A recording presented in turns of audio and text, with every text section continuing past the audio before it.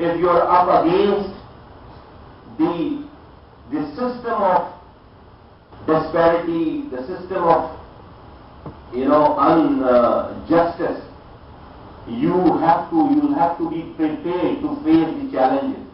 You have to be brave enough to make enemies. You have to have the guts to offend people, to make them angry. Because if you want to work something against the system, definitely that's going to happen. So I'm just warning you guys. I'm just telling you guys that it's not the bed of roses. Doing something good is not the bed of roses. Nobody will welcome you. So don't be disappointed. Don't lose your heart. Don't be discouraged. You should always expect criticism on you in doing something right. You should always expect some enemies.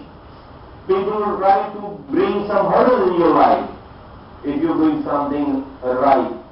But let me tell you one very confident experience of mine, that no matter how much hurdles you'll face in your life, no matter how much difficulties you'll go through in your struggle to do something right, but at the end of the day, you will prevail. The right will prevail.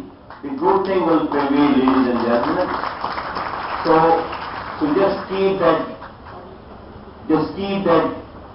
that mind of yours open and keep up the good work.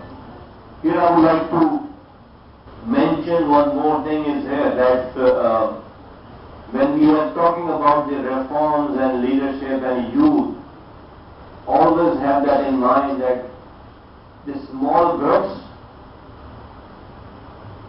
or NGOs or people from the private sector with the good intentions should not get involved in doing businesses. In doing businesses means, for instance, if there is a health committee is being formed or a health NGO is being formed, that health NGO should not think and must not think to turn around, to take one or two hospitals and just turn around that hospital and call themselves successful. Or if some NGO has come up or some group has come up to turn around a school or two schools or dozens of schools, and if they do that, in a very efficient way, they should not be thinking that is their aim and objective, because there are thousands of schools there in your country. There are thousands of hospitals are there in your country. So turning around an NGO can turn around in one or two or dozens of schools, isn't it?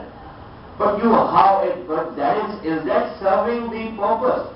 Is it bringing any change in your society? No, it will not bring any. It might satisfy you, but it will not bring change in your society, in your system. So what should we do? We should be the driving force as an NGO, as a group, as a young reformist.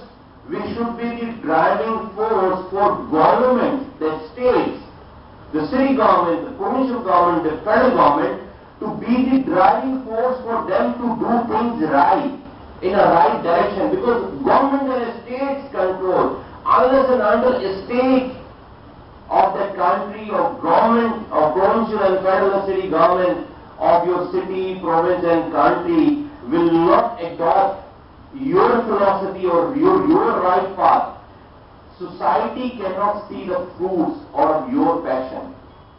If you want to see the change in society, if you want to see the impact in society, we have to convert the government's mentality. Always have that. We cannot start a parallel war with against government. They will never allow you to do that. We all will be so weak that they will just abolish. We have to make them friends. We have to convert them.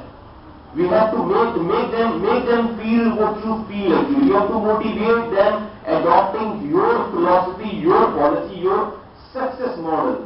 Then only, ladies and gentlemen, you will see the change in your society.